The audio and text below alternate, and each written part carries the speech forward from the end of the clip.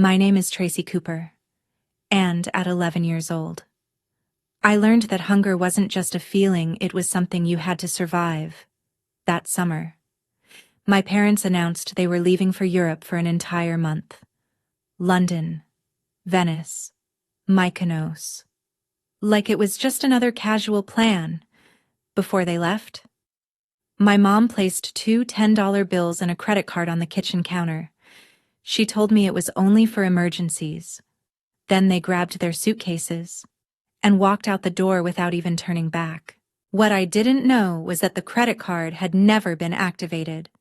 And I definitely didn't know that 30 days later, when they came back and hosted a party to show off their trip to dozens of guests, the police would walk straight into our living room. Before we go any further, take a moment to subscribe, but only if this story truly speaks to you. I'd also love to know where you're listening from and what the temperature is like there right now. It always amazes me how far these stories can travel. And just so you know, this is a fictional story. Some elements have been enhanced with the help of AI to make it more vivid and emotionally engaging. Still, I hope it feels real enough to stay with you long after it ends. Now, let me tell you how it all began. From the moment the front door clicked shut behind them, the house felt too big, too quiet. We lived in a 2-story home in a quiet suburb outside Seattle. The lawn was always perfectly trimmed, the windows spotless, the driveway holding 2 cars like a picture from a catalog. My mom, Angela Cooper, drove a silver Lexus. My dad, Michael Cooper, had a dark blue sedan. Everything looked like it belonged in a perfect life.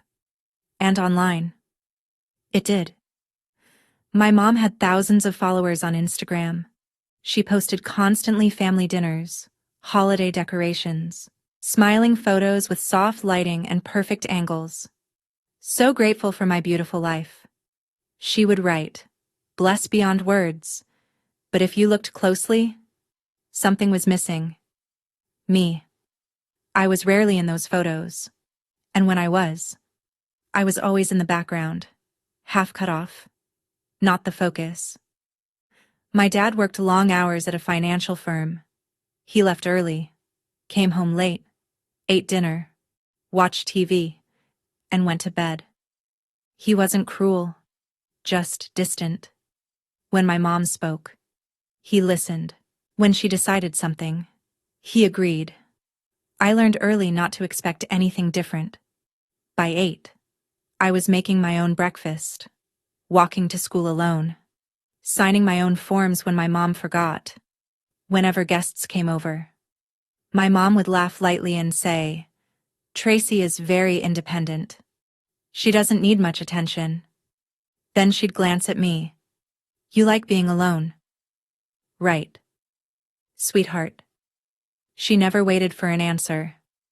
I always nodded anyway, because if I didn't, she would sigh like I had just made everything harder.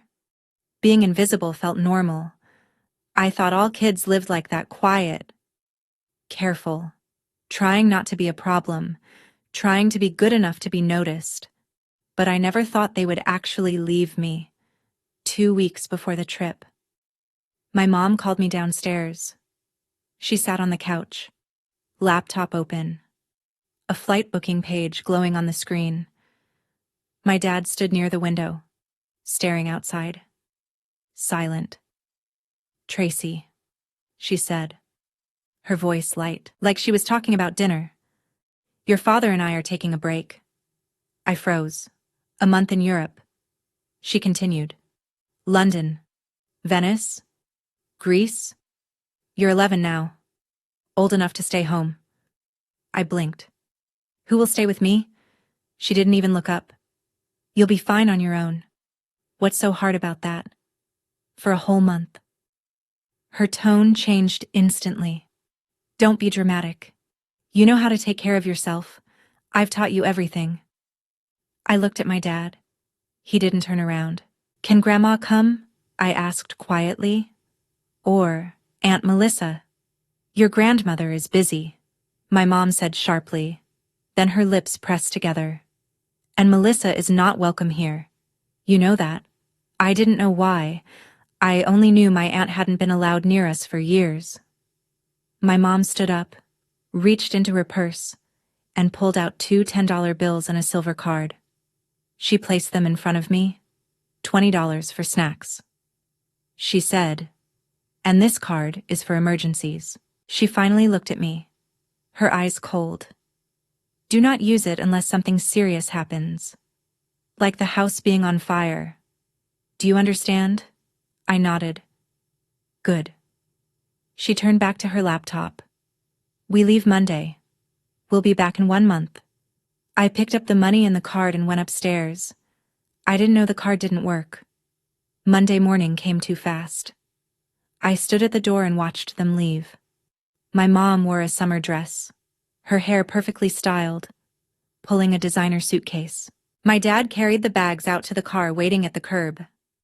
"Lock the doors," my mom said without turning around. "And don't bother anyone. You're old enough now." They got in. The car drove away. I stood there for a long time, staring at the empty street, waiting for them to come back and say it was all a mistake. They didn't. That night, the silence pressed in on me. I could hear everything: the refrigerator humming, the clock ticking, the wind brushing against the windows. I lay awake until almost 3 a.m. the next day. I opened the refrigerator. It was nearly empty. Half a carton of milk, 4 eggs, a loaf of bread already expired, a few jars of sauce. No real food. I placed the two $10 bills on the table and stared at them. $20. That was all I had. I sat at the table and did the math. $20 for 30 days. That was less than $1 a day. 66 cents if I stretched it perfectly. I told myself I could make it work. If I ate less, if I didn't get too hungry. I picked up the card my mom had left and tried ordering a pizza online. I entered the numbers carefully and pressed confirm. Declined. I tried again. Declined. My hand started to shake. I flipped the card over and called the number on the back. Following the automated prompts, "This card is not activated. Please contact your bank for assistance." I didn't say anything. I just stared at the phone. Then at the two $10 bills on the table. That was everything I had. And my parents were somewhere in Europe. On the 3rd day. I walked to the grocery store down the street. I stood in the aisle for a long time, counting every cent in my head. Ramen noodles were 79 cents. White bread was a little over $1. Peanut butter was too expensive. I picked up 6 packs of ramen and 1 loaf of bread and went to the register. The cashier looked at me. "Shopping alone." "Sweetie, my mom's in the car," I said quickly. She hesitated, then nodded. "Back home." I lined everything up on the counter and started planning. 1 pack of ramen could be split into 2 meals. Half for breakfast, half for dinner. It would be enough. It had to be. By day 5. The hunger felt different. Not sharp anymore. Just constant. I called my mom. 3 rings. 4. 5. She answered. "Hello." Her voice was distant. I could hear music in the background. "Mom," I said. "The car doesn't work. I don't have enough money for food." She sighed. "Tracy, you're being dramatic again. I only have $20. You can eat less." She cut me off. "I'm at dinner right now." "Stop calling." "But Mom." The line went dead. I stared at the phone for a few seconds, then set it down. I slid onto the kitchen floor, leaning against the refrigerator, and cried quietly. That night, I opened her Instagram. A new post. She was standing in front of the Eiffel Tower, smiling, holding a glass of champagne. The caption said, "Paris nights, living my best life." There were comments everywhere. So beautiful. You deserve this. Goals. I stared at the photo for a long time. Then I grabbed the old iPad she had given me, the one she didn't need anymore. I opened the camera and pressed record. Today is day 5, I said softly. My voice trembled. My mom is eating at a restaurant. I ate half a pack of ramen. I didn't know why I was recording. It just felt important. If you think my parents were right to leave their 11-year-old child alone just so they could enjoy their trip and live their best life, then comment, I choose the trip. But if you felt the emptiness, the hunger, and the loneliness I went through, then just comment, poor child. Sometimes the hardest part isn't being alone, it's realizing you were never truly chosen. On day 7, someone knocked on the door. I hesitated, then opened it. Mr. Thomas Green stood there. He lived next door. He was older, maybe in his 70s, and lived alone. Hey there, he said, looking at me carefully. I haven't seen your parents' cars in a few days. Everything okay? Yes, sir, I said. They're on a trip. A trip, he asked. Who's staying with you? I'm fine, I said. But my voice shook. He was quiet for a moment. Have you eaten today? He asked gently. I nodded. He smiled slightly. Well, I made too much dinner. You want to come over? I knew he was lying, but I followed him anyway. That evening, I sat at his kitchen table and ate spaghetti. It felt like the best meal I'd ever had. He didn't say anything while I ate. He just watched quietly. After dinner, he asked, Where are your parents, really? Tracy. And this time, I told the truth. Everything. The trip. The money. The card that didn't work. He stayed silent for a long moment. Do you want me to call someone? He asked. The police. A relative. No, I said quickly. Please don't. My mom said if I bother anyone. I stopped. He nodded slowly. All right, he said. I won't call anyone. Then he looked at me. But I will bring you food. Every day. I didn't argue. And Tracy, he added, if something like this is happening, you should write it down. Or record it. Evidence matters. I thought about the video on my iPad for the next 10 days.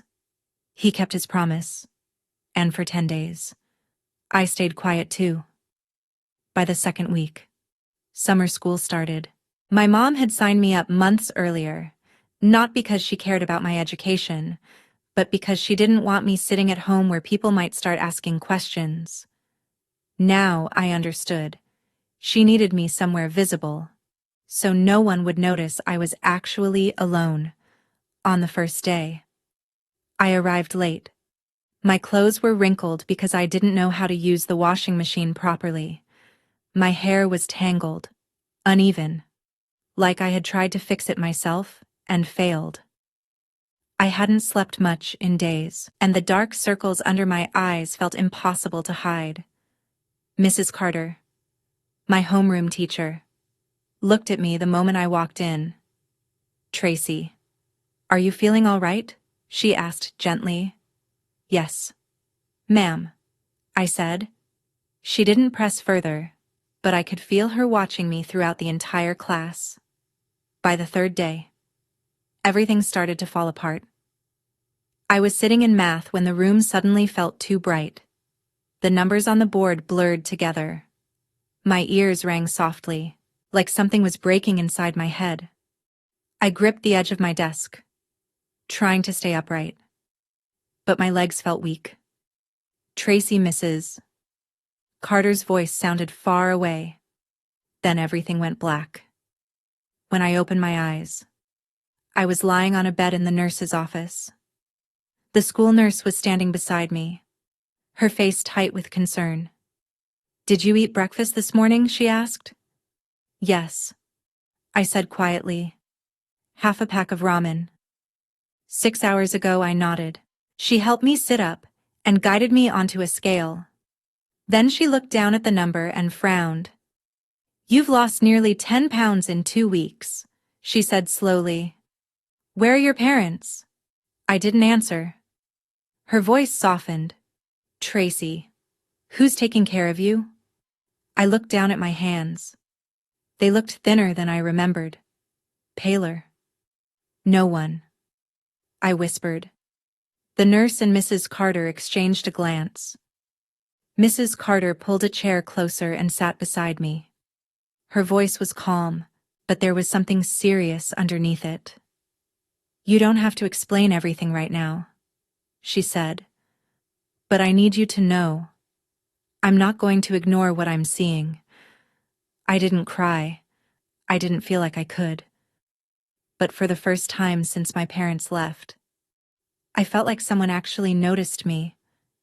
That night, my phone rang while I was sitting at the kitchen table eating rice Mr. Green had brought over. An international number. I answered. "Tracy."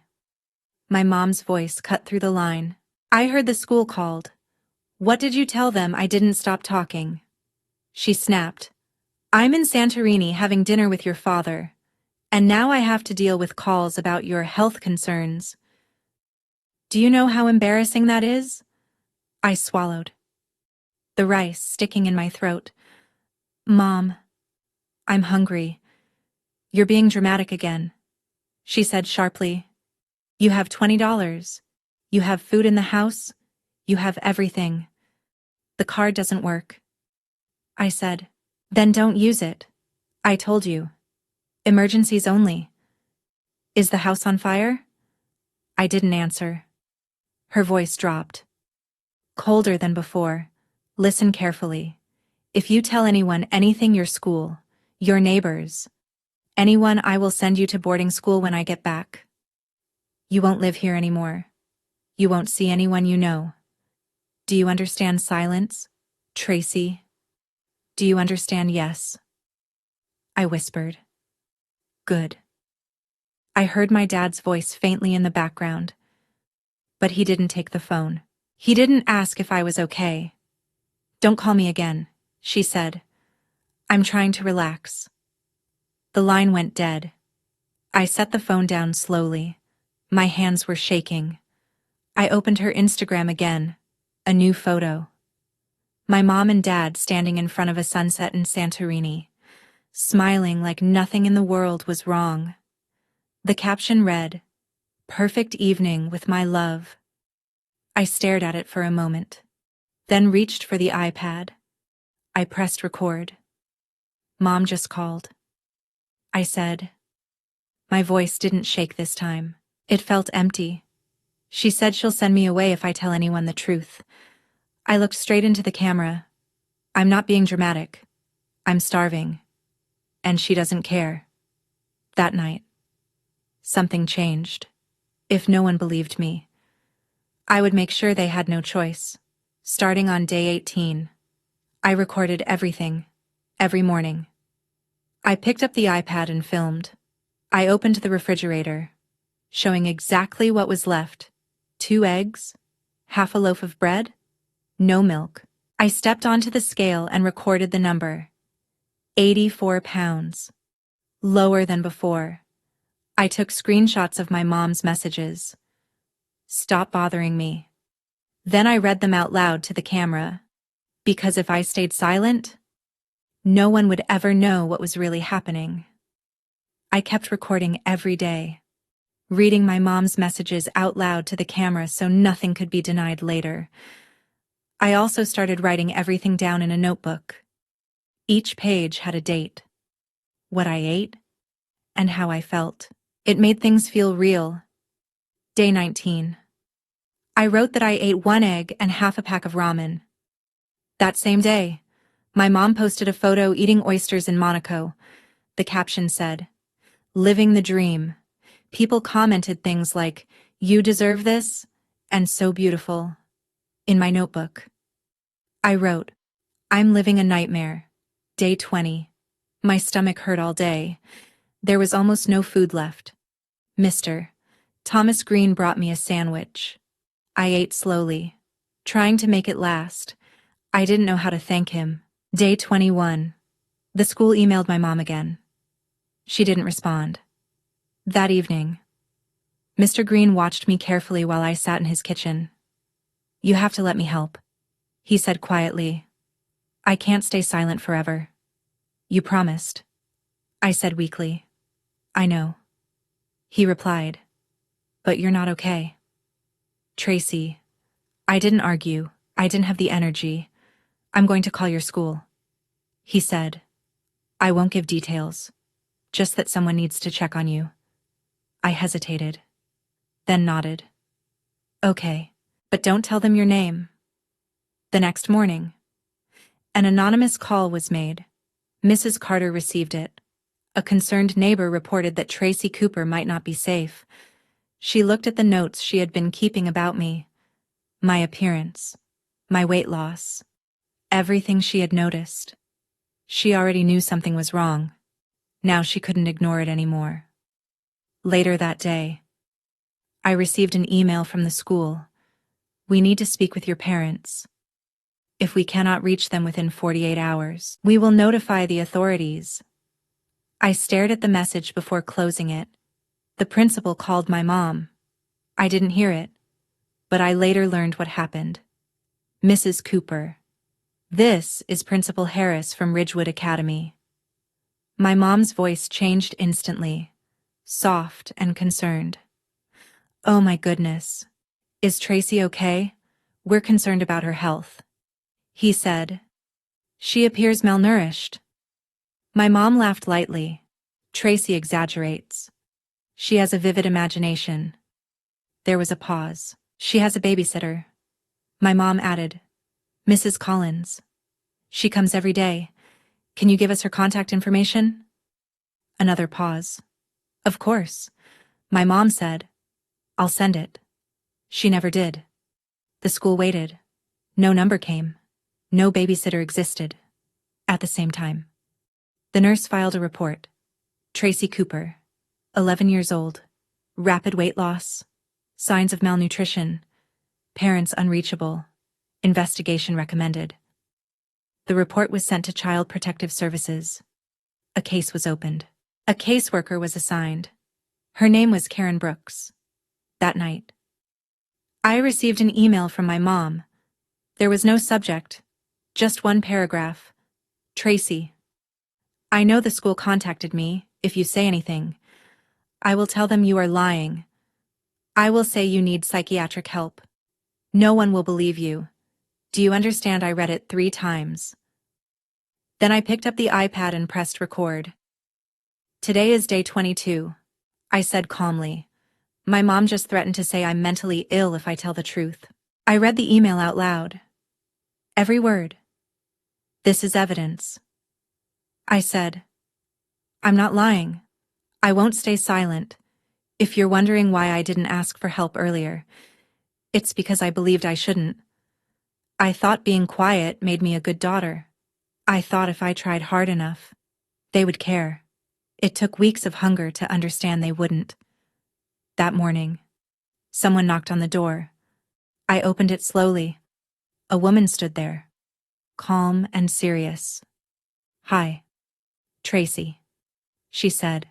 "My name is Karen Brooks from Child Protective Services. May I come in?" I hesitated, hearing my mom's voice in my head, but I was too tired to be afraid anymore. I stepped aside. "Okay," I said quietly. Karen walked inside, looking around the house in silence. The house felt heavy with silence as Karen stepped further inside, taking everything in without saying much. "Your parents are in Europe?" she asked gently. "Yes, ma'am," I said. "For a month. They'll be back in 8 days. And who has been taking care of you?" I looked down at the floor. No one. Karen didn't react the way I expected. She didn't gasp or raise her voice. She simply nodded slightly and wrote something down in a small notebook she had taken out. "Can I see the kitchen?" "Tracy," she asked. I led her there. She opened the refrigerator. It was almost empty. A few bottles of sauce. A half loaf of bread that Mr. Green had brought. Nothing else. She glanced at the trash can. Empty ramen wrappers. Then she looked at me. I knew what she saw. My pale skin, the dark circles under my eyes, the way my clothes hung looser than before. "Tracy," she said softly, "is there anything you want to show me?" I hesitated for a second. Then I turned and went upstairs. Coming back with the iPad. "I've been recording," I said quietly. "Every day. In case no one believed me." Karen took it carefully and pressed play. On the screen, I saw myself standing in front of the refrigerator, saying the date out loud, my voice shaky. When the video ended, Karen looked at me differently, not with pity, with something else. Respect. "You're very brave," she said. "These videos matter." Then she asked me something no one had ever asked before. "Tracy, do you want to be safe?" I didn't even have to think. "Yes," I said. The next day, Karen called my mom. I wasn't there for the call, but she told me everything afterward. "Mrs. Cooper, this is Karen Brooks from Child Protective Services." My mom's voice changed immediately. Calm, warm, perfect. "Oh my goodness. Is Tracy okay? What happened?" "We've received reports of possible neglect," Karen said. "Your daughter has been alone for over 3 weeks." "Alone?" My mom laughed lightly. "No, there must be a misunderstanding. Tracy has a babysitter. Mrs. Collins. She checks on her every day." "I see," Karen said. "Could you provide her contact information?" There was a pause. "Of course," my mom replied. "I'll send it right away." She never did. Karen checked everything.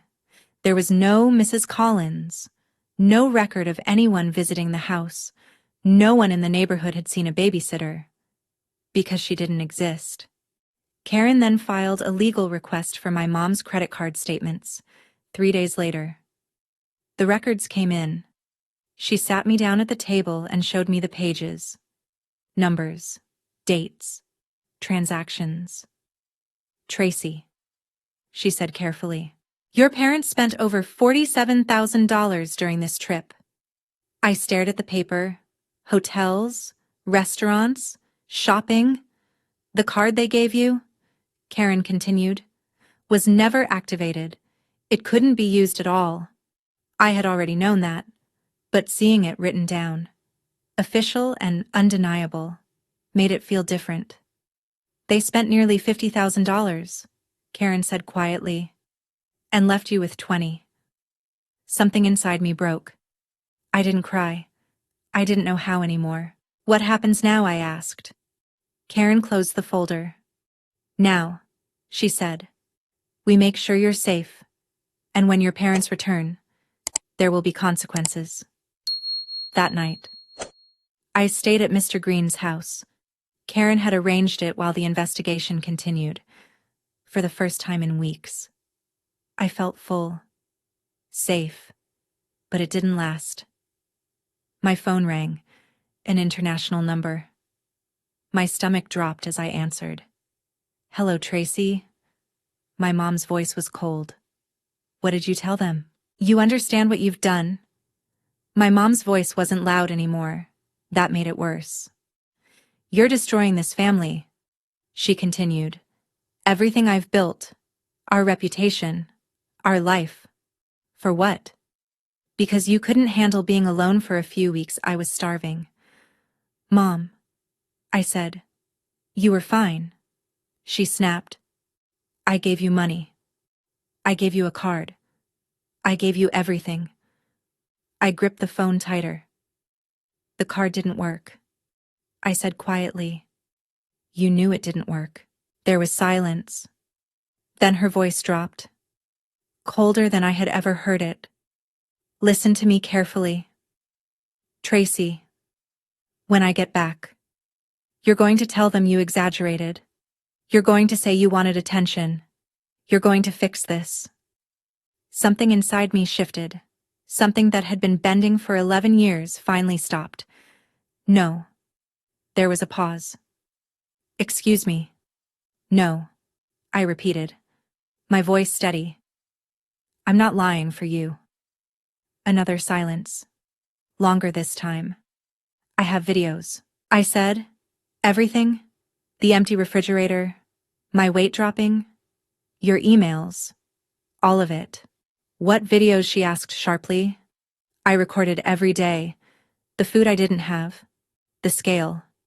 Your Instagram posts while I was eating half a pack of ramen. Her breath caught.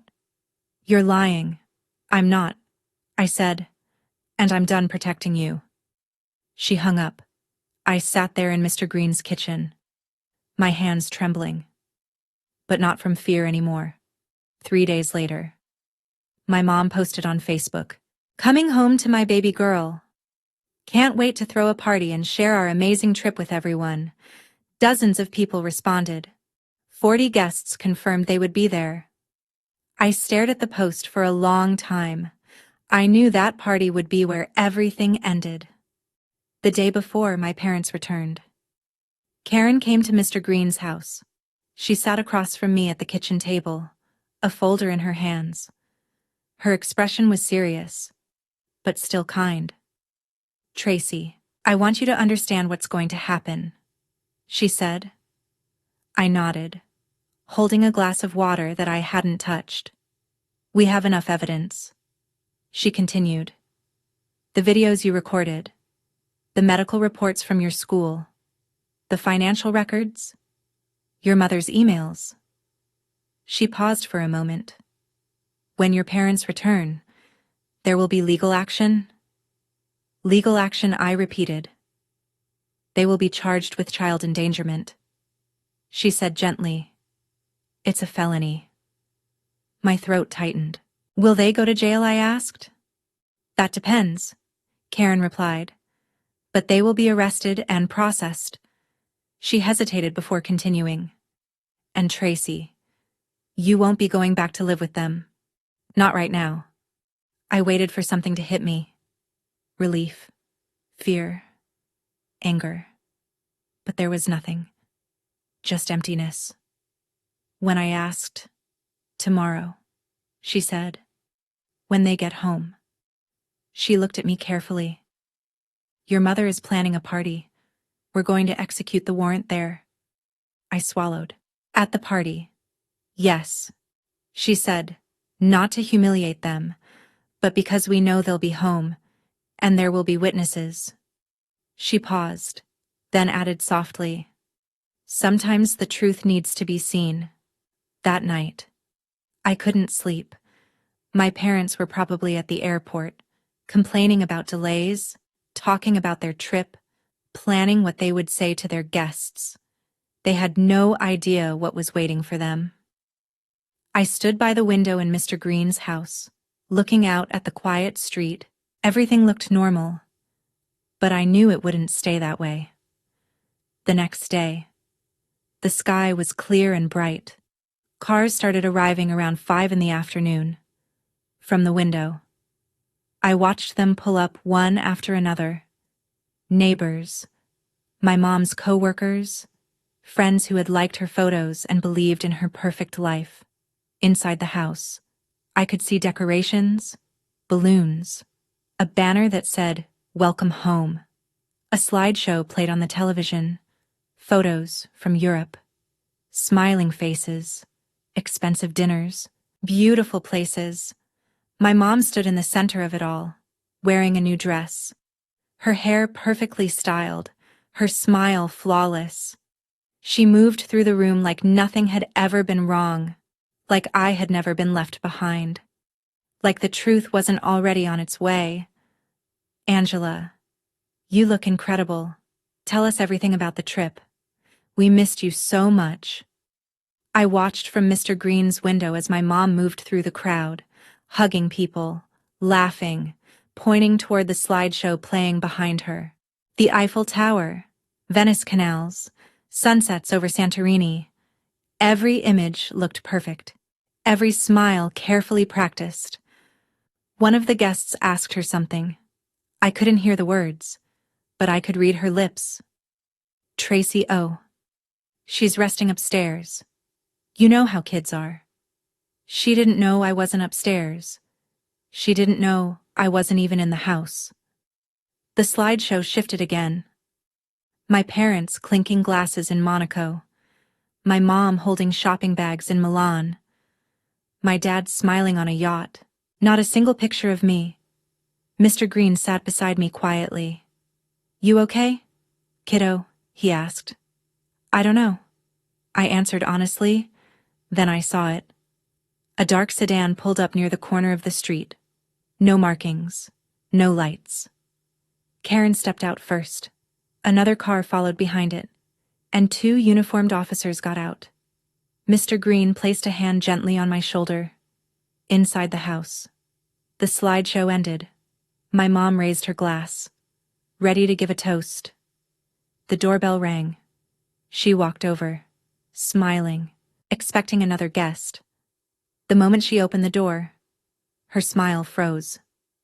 Karen Brooks stood there, holding a folder. Behind her were 2 officers in full uniform, Officer Ramirez and Officer Cole. Mrs. Cooper. Karen said calmly, I'm Karen Brooks from Child Protective Services. These officers are here with me. We need to speak with you. My mom's face shifted in seconds. Confusion, recognition, then anger. She forced a tight smile. I'm sorry. This isn't a good time. I'm hosting a party. Ma'am, this concerns the safety of your daughter. The room behind her had gone quiet. Conversations stopped. 40 people turned toward the door. The slideshow restarted. Images of Europe flickering across the screen behind them. My mom tried to step outside, lowering her voice. Maybe we can discuss this privately. One of the officers stepped forward. Mrs. Cooper, we have a warrant. You and your husband are being charged with child endangerment. The words seemed to freeze the air. Someone gasped. Glasses stopped clinking. That's ridiculous, my mom said, her voice tight but still trying to hold together. There's been a misunderstanding. Tracy is fine. She's upstairs right now.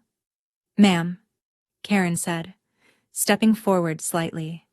Tracy is not upstairs. She has been in protective care for several days. My mom's smile cracked completely. What your daughter was found alone and malnourished. Karen continued. She documented everything. She lifted the folder slightly. We have video evidence, medical reports, and financial records obtained legally. The room was silent now. 40 people stood frozen, watching the same woman who had just been showing them vacation photos now being confronted with the truth. My mom turned back to the guests, her composure breaking. This is a misunderstanding, she said quickly. Her laugh sounded sharp, unnatural. Tracy has always had a vivid imagination. She exaggerates things. She had a babysitter. She added. Someone was there with her. Karen's voice cut through her words. We've verified that claim, she said. There was no babysitter. No one came to that house for 30 days. The silence that followed felt heavier than anything I had ever known. That's not true, my mom started. But her voice didn't carry the same confidence anymore. Karen opened the folder in her hands and began speaking calmly. Each word precise. We also obtained your credit card statements through a legal subpoena, she said. During your trip, you spent over $47,000. 5-star hotels, fine dining, luxury shopping. She looked up. The card you left for Tracy was never activated. She had no access to any of those funds.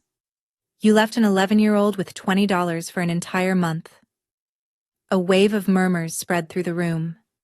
My dad, Michael, stood near the television, completely still. His face had gone pale. He hadn't said a single word since the police arrived. Michael, one of his coworkers said, stepping closer. Is this true? My dad opened his mouth. Nothing came out. Then someone else stepped forward. Mrs. Carter. My teacher. I'm Tracy's teacher, she said, her voice steady but firm. I was the one who filed the report. I saw her come to school hungry, exhausted, wearing the same clothes for days. She paused, looking directly at my mom. This isn't an exaggeration. This is what happened. My mom turned toward her sharply. You did this. Mrs. Carter didn't flinch. No, she said quietly. You did. The room fell completely silent. One of the officers stepped forward, pulling out handcuffs.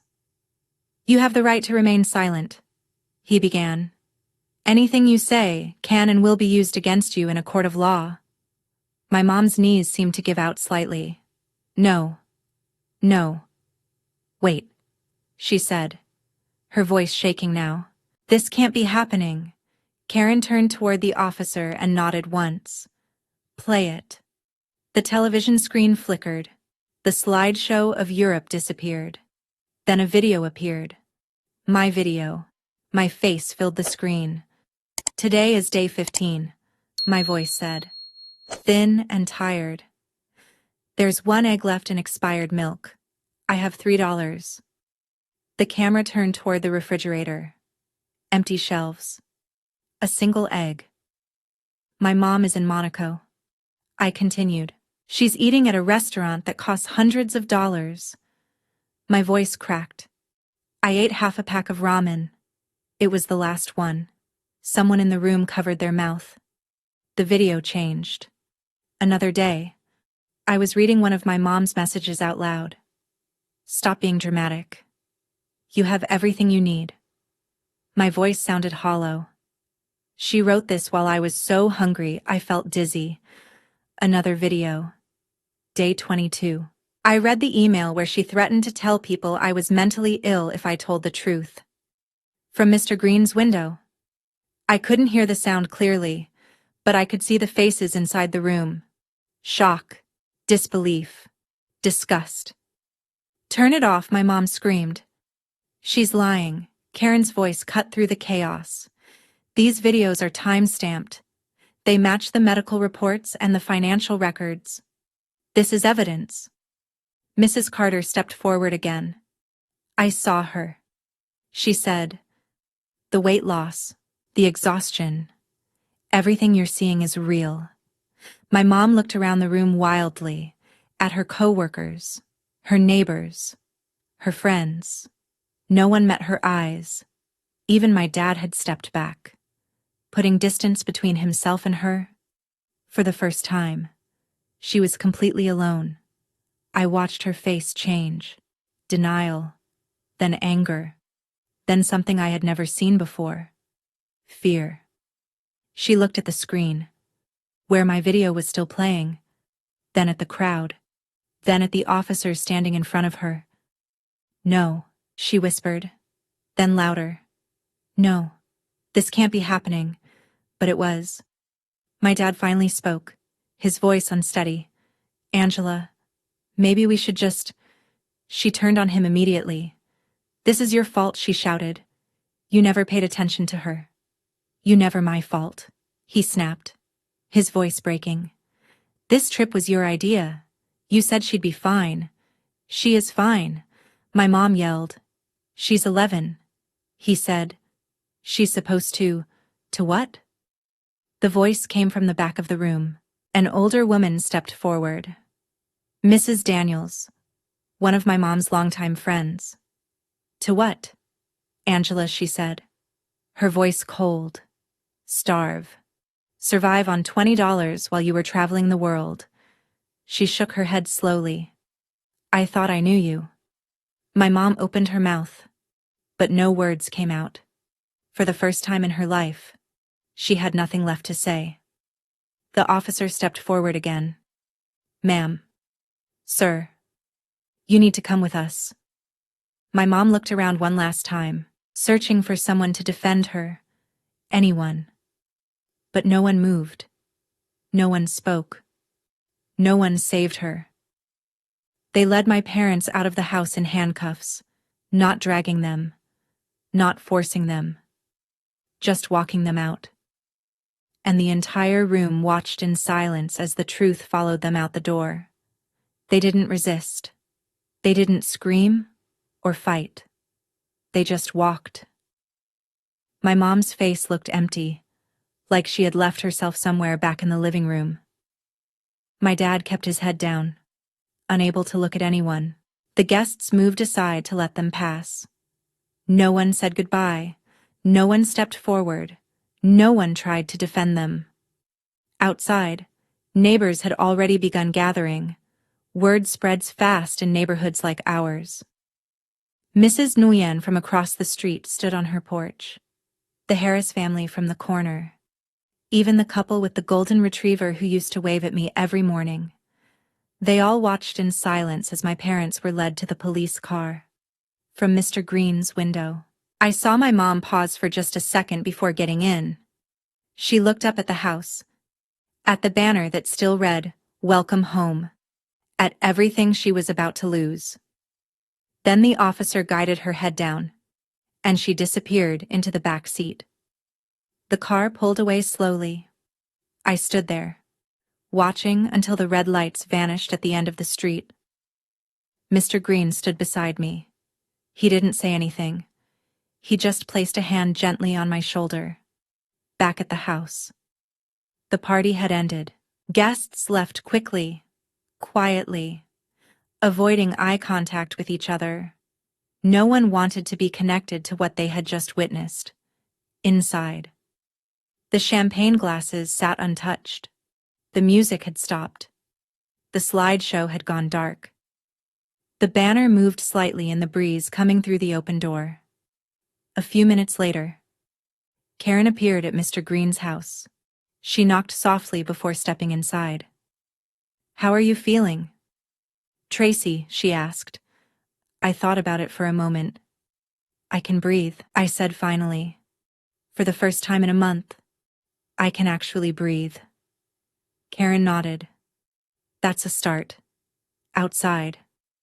The streetlights flickered on. The police cars were gone. The neighbors slowly returned to their homes. And I was still there. If you're wondering whether I regretted it, the answer is no. I didn't destroy my family. My mother had done that long before I said anything. I just stopped protecting her. If you're listening to this and you've ever felt like you weren't allowed to speak up, you are. You always were. The day after the arrest, something unexpected happened. I was sitting at Mr. Green's kitchen table, eating scrambled eggs with toast. Real food. Warm food. There was a knock at the door. Mr. Green went to answer it. A woman stood outside. She looked to be in her mid-30s. Brown hair. Similar to my mom's but softer. Her eyes looked tired, but kind. She wore simple clothes. Nothing expensive. Nothing perfect. "I'm looking for Tracy," she said. "I'm her aunt, Melissa Carter." I froze. Aunt Melissa, the one my mom never talked about, the one whose name always made her angry. Mr. Green looked back at me. I nodded slowly. She stepped inside. The moment she saw me, her eyes filled with tears. "Oh, sweetheart," she whispered. She walked toward me and wrapped her arms around me tightly. "I'm so sorry. I'm so sorry I didn't come sooner." I stood stiff for a second. I wasn't used to being hugged. Then something inside me broke. And I hugged her back. "How did you know?" I asked quietly. "Your teacher called me," she said. She found my number in an old emergency contact file. She pulled back and looked at me carefully. I came as fast as I could. We sat down at the table. She held my hands while she spoke. "Your mom and I stopped talking 5 years ago," she said. "Do you know why I shook my head? Because I told her the truth," she said. "I told her she cared more about how things looked than how you actually felt." Her voice softened. She didn't want to hear it. So she cut me off. She squeezed my hands gently. What happened to you is not your fault. Tracy, none of it. I looked at her. This person who was supposed to be family but felt like a stranger. You barely know me, I said. Then let me fix that. She replied with a small smile. Because I'm not going anywhere. She took a breath. I've already filed for temporary guardianship.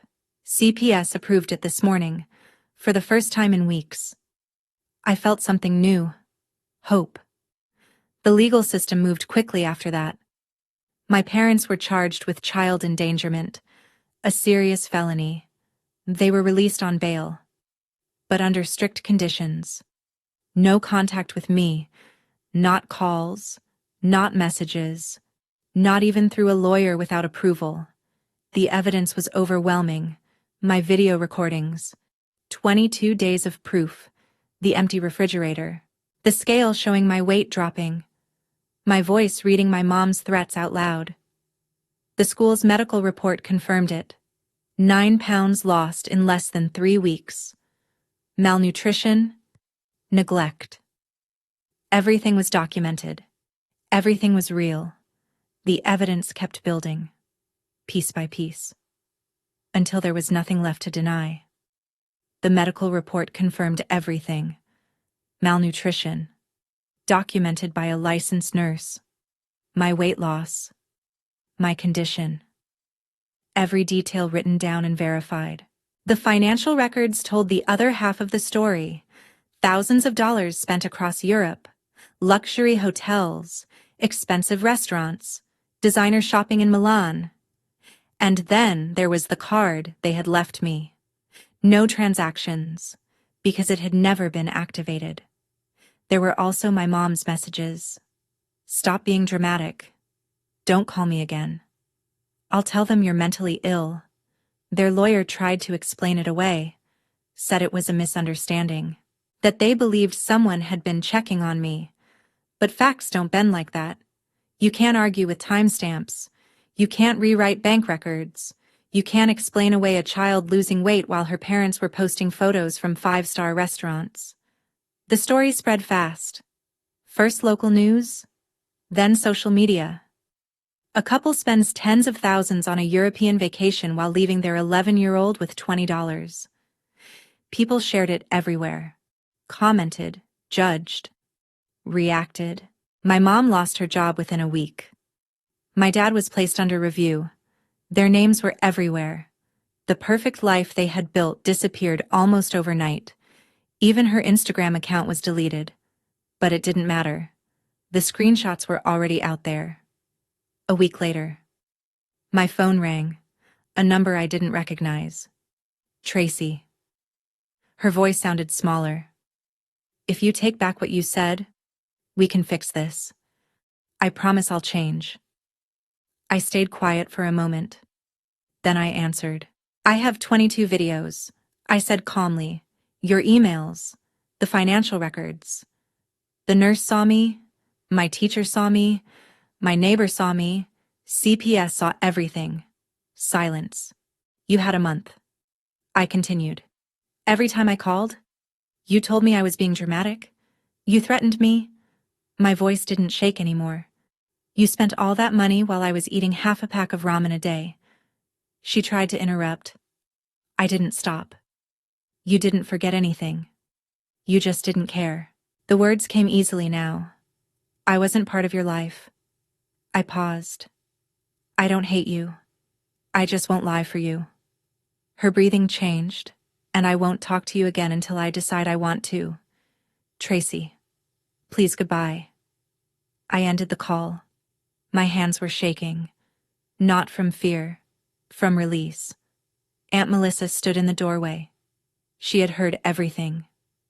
Are you okay? She asked. I nodded slowly. I think I am.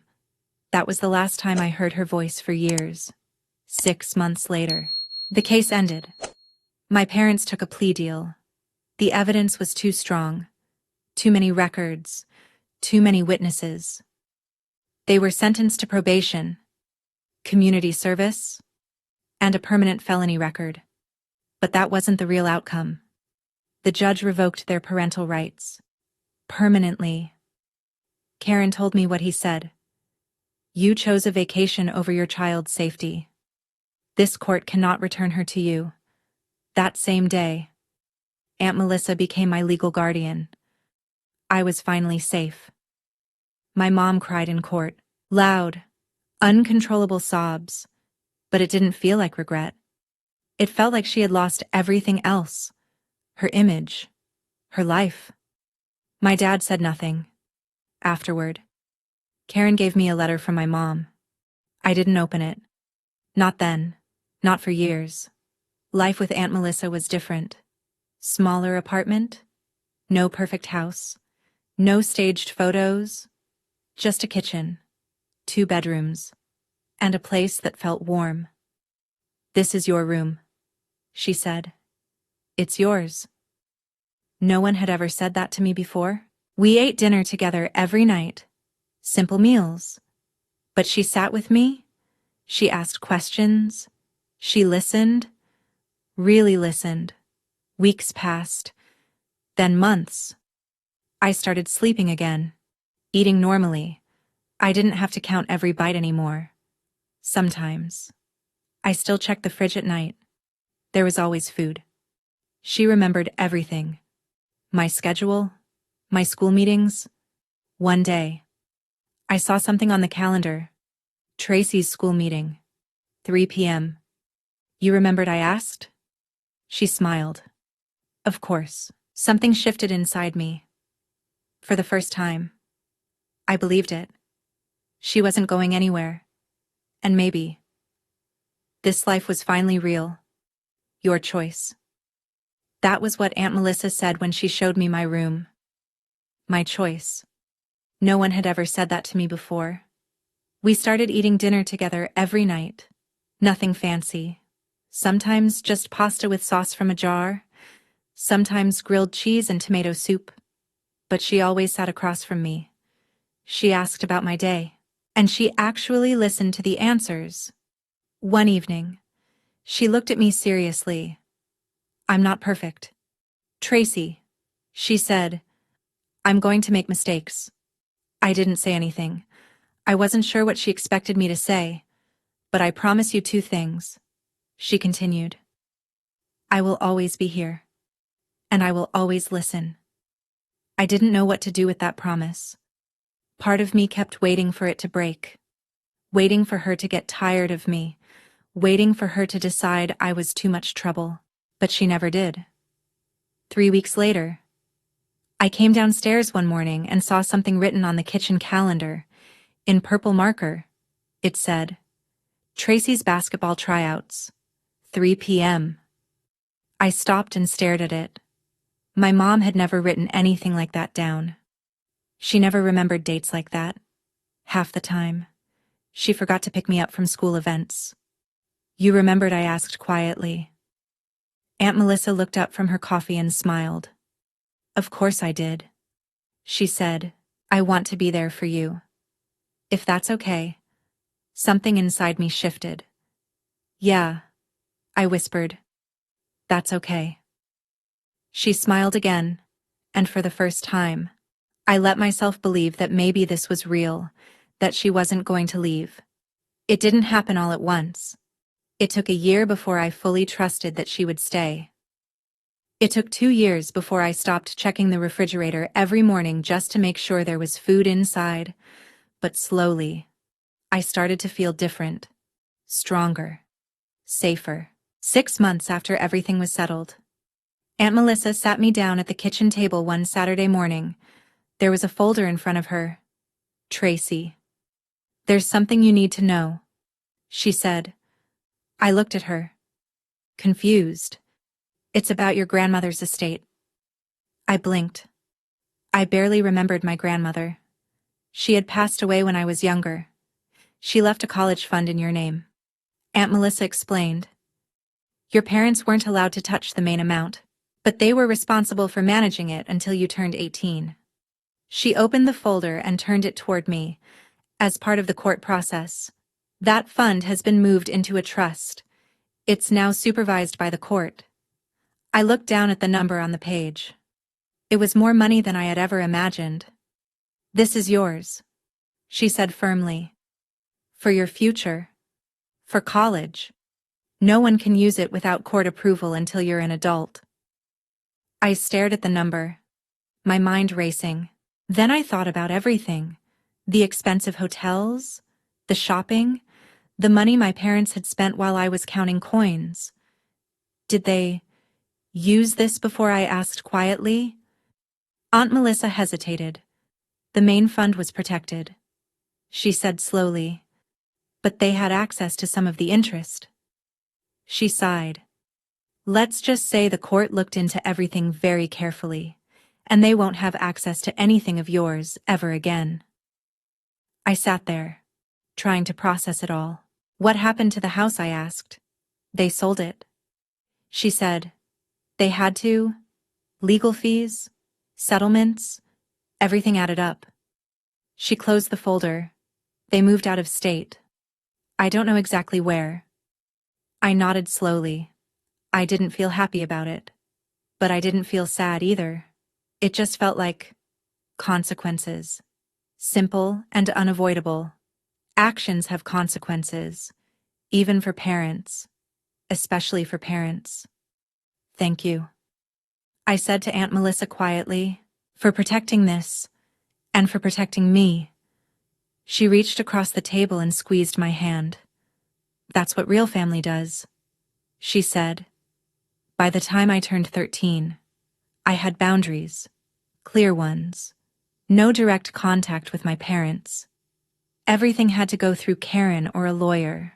No calls, no surprise visits, no accidental encounters. During the first year, my mom tried. Letters came through her attorney, requests for short phone calls. Once, she even showed up at the apartment. The security guard didn't let her in. Each time, I said no. My therapist, Dr. Harris, helped me understand why. You're not punishing them, she told me during one session. You're protecting yourself. That's different. But she's my mother, I said quietly. Am I supposed to forgive her, doctor? Harris leaned forward slightly. Forgiveness isn't something you owe anyone, she said. It's a choice. And even if you forgive someone, that doesn't mean they get to come back into your life. I thought about that for a long time. So I can forgive her, and still not see her. Yes, she said. If that's what you need. I nodded slowly. I'm not ready. I admitted. That's okay, she said gently. 7 years passed. Then one day, I received a letter. Not through a lawyer. Just a plain envelope in the mailbox. The return address was from Arizona. My mom's handwriting. I held it for a long time before opening it. I was 18 then. Packing for college. Full scholarship. A future I had built myself. My dorm room was waiting. My new life was waiting. But first, I needed to finish this.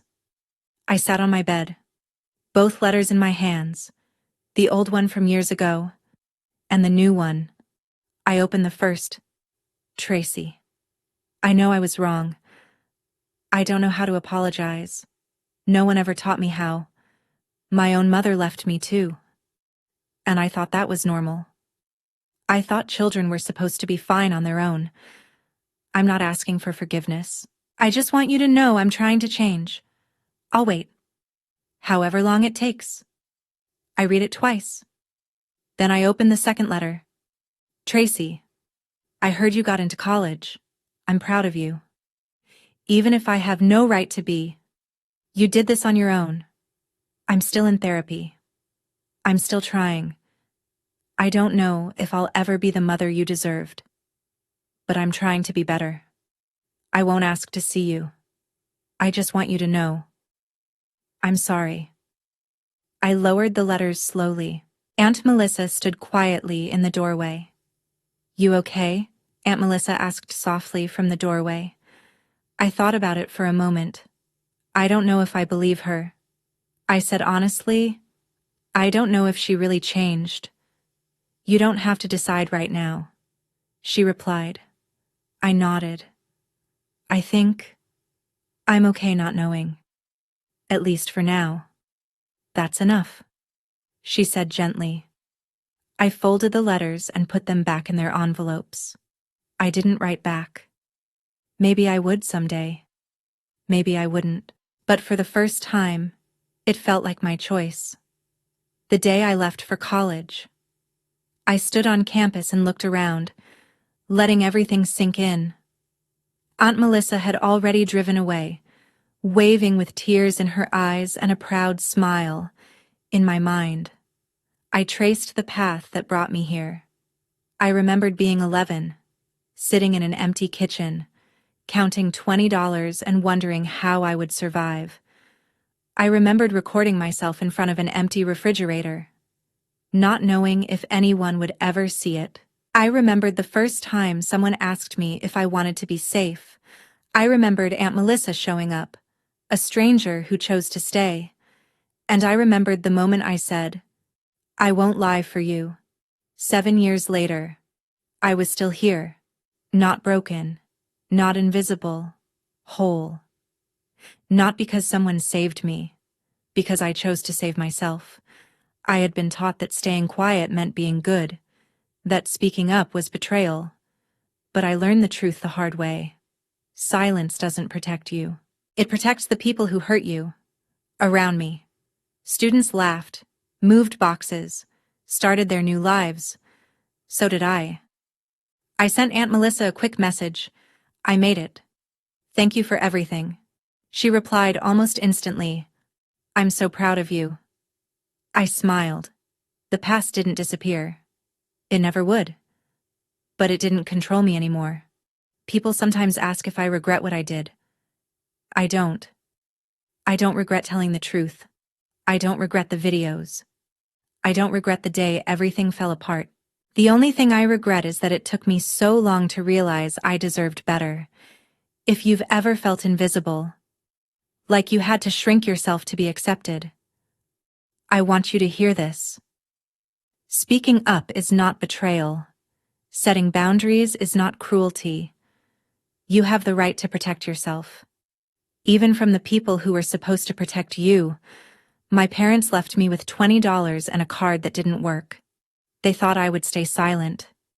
They were wrong. I survived. I told the truth. And when everything caught up with them, it wasn't revenge. It was reality. Family isn't about blood. It's about who shows up. Aunt Melissa showed up. Mr. Green showed up. My teacher and Karen showed up. The people who truly care will never ask you to suffer for them. They left me with nothing. But I walked away with something they could never take. My voice, my boundaries, and a life that finally belonged to me. If you chose to tell the truth, protect yourself. And stop covering for people who hurt you. Then write yes, because that takes real courage. If you would choose differently, like staying silent or trying to fix everything alone, write silent and share why that matters too. And if you believe there's another way, a other decision, I truly want to hear your story. Sometimes the hardest choices are the ones that finally set us free. There are moments in life when you have to choose between staying silent to be accepted or speaking the truth to truly live as yourself. I used to believe that enduring everything was the only way to keep a family together, that if I just became a little better, things would change. But the truth is, love is never built on neglect and pain. My story isn't just about suffering, it's about learning to stand up, to protect myself, and to understand that my worth does not depend on how others treat me. I learned that silence is not strength. Sometimes. It's the very thing that hurts us the most. When I finally spoke up and set boundaries, I didn't lose my family. I found myself. If you're going through something similar, please remember you are not alone. You deserve to be loved, to be heard, and to be protected. And sometimes, the person who saves you is yourself. If this story resonated with you, leave a comment to share your thoughts. Like the video, and subscribe to the channel so we can continue spreading meaningful stories together. You're not just a viewer, you are part of a community that brings value. Wishing you the courage to choose yourself and the strength to keep moving forward. See you in the next story. Welcome to Family Confessions. Our stories go beyond entertainment, helping viewers recognize toxic behaviors, understand boundaries, and reflect on their relationships, while reinforcing self-worth and the strength to heal and move forward. Each video follows a structured workflow ensuring quality and value for our audience. Thank you for being here.